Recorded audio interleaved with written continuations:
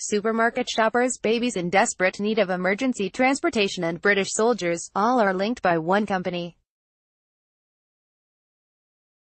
It's got a famous first name in the motorsport sphere too, Williams Advanced Engineering. Alongside Williams's illustrious 42-year history in Formula One, its 114 Grand Prix wins, 7 Drivers' Champions and 9 Constructors' titles, WAE can trace its roots back through the team's involvement with the Metro 6R4 rally car, the Renault British Touring Car Squad, and the 1999 Le Mans winning BMW V12 LMR machine. But the foundations of the WAE business were solidly put down in the late 2000s. F1 teams needed to buy or develop the first elements of hybrid systems with cruise units for the 2009 season, and Williams developed both battery and flywheel versions of the technology. Although the battery was ultimately the favored route taken for energy recovery in F1, Williams Hybrid Power was established in 2008 and went on to sell the technology into other industries, for instance, the stop-start-drive cycle of city buses. But Williams's flywheel investment still achieved notable success in motorsport when it was used on Audi's R18 prototypes that triumphed at Le Mans in 2012, 13 and 14. In 2010, Williams was tasked with the development of Jaguar Land Rover CX-75 hybrid supercar project. During the following years, it also continued to work on its own battery KERS technology, which was sold to the Marussia F1 team, and another Grand Prix squad, Caterham, also paid to use its second wind tunnel. Although Williams Hybrid Power was sold to automotive and aerospace multinational GKN in 2014 and the CX-75 its appearance in James Bond film Spectre aside, cancelled, Williams saw enough from its side projects to justify creating an umbrella company, so it opened the WAE facility at its Grove base in 2014, despite having been involved in the CX-75, which was a very high-profile project, because we didn't go to production and so it didn't get the full whack of PR. We were still relatively unknown even in the automotive industry, explains WAE Managing Director Craig Wilson. No one had ever said anywhere what Williams Advanced Engineering was doing versus what Jaguar was doing, so we didn't have a lot that was going out about us. But as each year has gone on, that's changed. A lot of people are now coming to us. They're aware that we've done something, or they've seen something we've done, from the early days with just 50 employees, via initially spreading WAE's capabilities through networking and industry conferences. The company, and its project list, has grown. WAE has now completed more than 80 ventures for a range of clients in various sectors, and currently has another 40 on the go. Arguably its highest-profile development has been the battery that powered the original Spark Renault SRT-01E for the first 4 seasons of Formula E. Many of WAE's current and completed projects involve delivering specialist products, including building 16 CX-75s for the concept car's one-off silver screen outing in 2015 and investing in and encouraging startup technology companies. WAE's BabyPod 20 incubator, built in collaboration with Advanced Healthcare Technology, is based on the carbon fiber developments that raise standards for F1's driver safety cells. The lightweight system has been designed to attach to any transport stretcher and is used by the intensive care ambulances run by Great Ormond Street Hospital, as well as the Children Acute Transport Service. No one had ever said anywhere what Williams Advanced Engineering was doing versus what Jaguar was doing, so we didn't have a lot that was going out about us. Craig Wilson. Its aerofoil technology, inspired by an F1 front wing, attaches to supermarket fridge shelves to channel cold air from spilling out into the aisles, and provide significant energy savings, the equivalent of a month's worth of the domestic CO2 emissions from a city the size of Manchester, according to its marketing material. The Brompton electric bike features a 300 watt-hours battery and front hub motor, benefiting from WAE's FE developments, while the Biological Surveillance and Collector System (BSCS) project, commissioned by the UK's Ministry of Defence and produced in conjunction with aerospace, defence, transport and security company Thales, draws on computational fluid dynamics developed for F1 to create a sensor-based air particle detection system designed to protect soldiers from incoming biological attacks. The company is also working with Airbus on an aerospace project called the Zephyr High-Altitude Pseudo-Satellite, an unmanned, solar-powered communications and surveillance aircraft that uses WAE's ultra-lightweight material developments and battery electrical cell technologies. In the first part, people said, "What exactly do you do, Wilson?" says of WAE's beginnings. They think of an F1 car and how is that relevant to our situation, and while we have a lot of capabilities in common with the F1 team, we are increasingly working with a lot of new technologies that are different to F1. I'm not saying they're better or worse, they're different. We've probably carved out our own place in the world alongside an F1 team that's recognized for agility and performance, packaging and lightweight and all those things.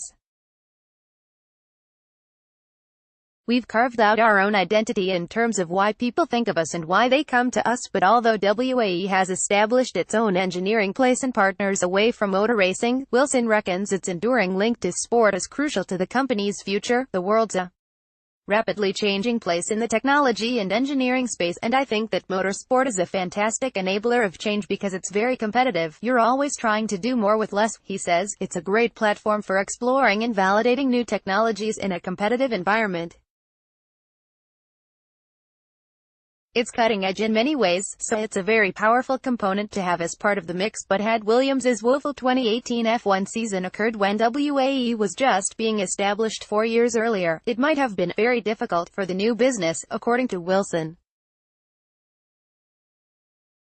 As it was with dominant Mercedes power in 2014, the F1 squad had its most successful season since '03, with a pole in Austria and a double podium in Abu Dhabi on the way to finishing third in the constructors' standings. The early stages of WAE were difficult anyway because we were trying to create a new business and find new customers. Wilson adds, if Williams F1 had had the year it had last year in 2014, that would have been very difficult for us to get going. I can probably describe it in that way. Now we're of sufficient size and capability and known for what we're doing that although Williams F1 had a difficult year, it's not critical for Williams Advanced Engineering because we are already at a certain mass and have relationships of our own that are going on. That's the other way of looking at it in terms of how it could have been had things been very different.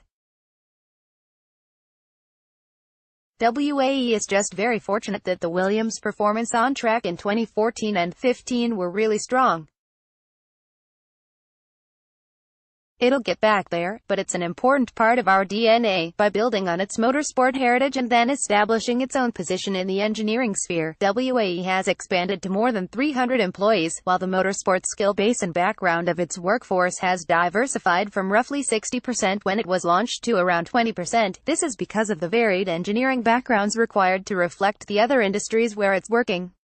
Although its business portfolio is diverse and expanding into areas that rarely have previous motorsport associations, WAE's determination to retain a link to its racing heritage is reflected in what could be termed its headline acts.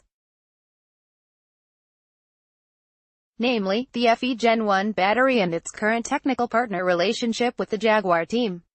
For Phase Gen 1 car, Williams was tasked with building a 200 kg lithium-ion cell battery. It was initially expected to produce a maximum power of 133 kilowatts, but this was increased to 150 kilowatts ahead of the inaugural 2014-15 season and was then up to 170 kilowatts for the second campaign. Motorsport is a fantastic enabler of change because it's very competitive. You're always trying to do more with less. Craig Wilson beat the end of the 2017-18 season, WAE's last as the ABFE Championships battery supplier. The maximum power output was 200 kilowatts. WAE's FE involvement came surprisingly late in the build-up to the series' first season. A major OEM had been working on the first FE battery, but that did not come to fruition, and so in September 2013, just 1 year before the championship's first race would kick off in Beijing, WAE stepped in. We didn't win anything. In fact, we had a bloody big problem in late 2013, Wilson says of WAE getting the contract to supply FE with its first battery, but it was a great problem to have because it was like, if we can do this then it's fantastic for our business, but it was really a tough assignment given the time scale. The first prototype battery had to be built by February 2014 and the initial shipments for the first race started in July of that year, around the pre-season testing arrangements, so time was tight for WAE to deliver. Given the precarious situation in which FE found itself during its first season, CEO, and soon-to-be chairman, and founder Alejandro Agag has said the championship faced debts of $25 million before additional investment came in. Any major battery dramas could have been disastrous for the series. I believe that if we had produced a battery that kept failing, it would have killed the championship. It just wouldn't have existed, says Wilson. There were enough other reasons why it would have stopped anyway, and that would have just been the straw that broke the camel's back. So it was great being part of that, and watching the championship flourish. When Agag is asked if he agrees that WAE saved his fledgling championship, he states, "Absolutely I would. We had a big car manufacturer that had committed to providing the battery. Then we were a few months down the line and everything was coming, and suddenly they called and said, we cannot do it, so we found ourselves with no battery. It was a situation of total panic, and the ones who stepped up and said, we will build your battery, don't worry about that, were Williams. So, big credit to them. They did save Formula E before Formula E was born." Wilson says that electrification is a big driver of what we're doing and what our capability is, and WAE is currently working on several high-profile projects in this area. In addition to the products already mentioned, it also supported the record-breaking Jaguar Vector V20e electric boat, works with various battery and energy storage companies, and it will provide the powertrain for Aston Martin's Rapide road car, which is set to be the manufacturer's first all-electric model when it launches later this year.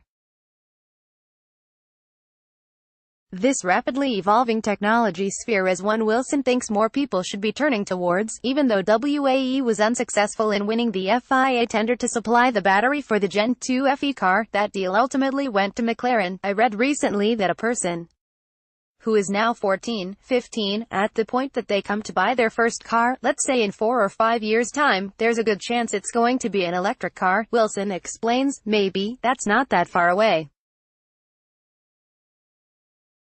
From that point they're likely to never own anything but an electric car.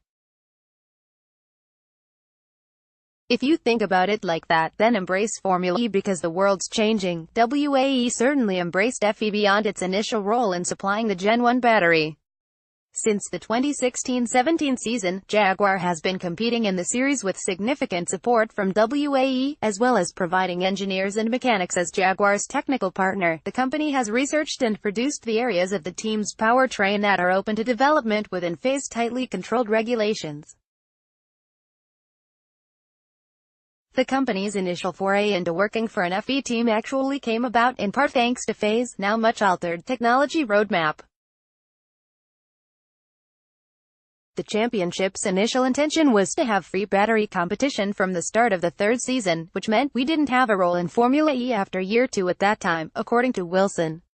So, after batting away Agag's understandable badgering to get Williams to formally enter FE as a competitor alongside its F1 commitments, WAE saw its chance to add a second strand from the series to its business via its well-established ties with Jaguar. By chance one day I was talking to Dr. Wolfgang Siebart, who was the head of advanced engineering at the time, says Wilson. He's since retired, but he led the Jaguar I-Pace SUV model that has its own FIA-sanctioned FE Support Series program.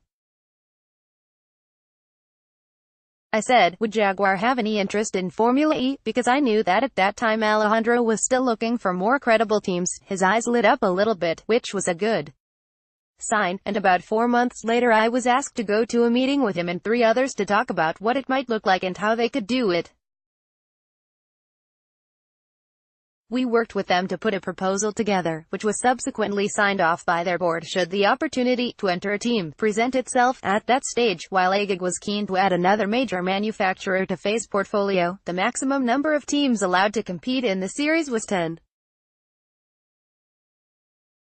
All 10 slots had been filled since the first season, and the existing squads were within their contractual rights at that moment to stop an 11th entrant coming onto the grid, although from the start of the current campaign 11 teams have been permitted and that will expand to 12 for 2019-20. They said, no way, we're not going to have another team join, thanks very much, and certainly not Jaguar and Williams, says Wilson. It took until the trolley team fell over for an entry to become available, and that's how, and because we were in pole position with everything signed off ready to go, we were able to start. Jaguar acquired that entry and went from there, to avoid any accusation of conflict of interest for the following 2 seasons, where it continued to supply FE with its Gen 1 batteries while working with Jaguar's team. WAE transferred the technical management of the batteries to Spark. We trained up Spark engineers and they did all the interface with teams, Wilson continues. So from that point we didn't look at any teams. We still maintained the batteries, so we did service repairs and things if they needed them, but we completely severed any ties with any data link with teams. And it was fine. A couple of teams moaned for a couple of races, but it was nothing, although it may look as if WAE's Jaguar FE project is something of a flagship for the company. Wilson insists that's for others to say. WAE's relationship with the manufacturer, and the vast majority of the companies it works with, is to be very much a quiet partner. People in the industry know what we're doing, says Wilson. It's not something that we're desperate to be singing and shouting about. In the first year, Jaguar was making a lot more reference to us than they do now, and that's just their marketing reasons that are driving that. They've got their I-Pace out now, they need to really push that, and at the end of the day, in a commercial roundabout, that's what creates the revenues in order to fund their motorsport program, so that's what we support. That's the most important thing, that the economic circle is joined up and works. There's no point in us getting a lot of credit and then next year the program stops because it hasn't helped sell the cars, you haven't got the revenues. We've just got to be very mindful of the realities. WAE is also keen to highlight how it sees itself in the UK's engineering environment, as well as its government commissions. Wilson points out that its innovations create jobs further down the line. For example, WAE doesn't make the airfoil system for supermarkets, there's another business now who's making them, he explains. We're a very proud British company, that's the first thing, and I think that's a Williams thing as well, concludes Wilson. We are doing what we can also to help UK companies. That really drives us. How can we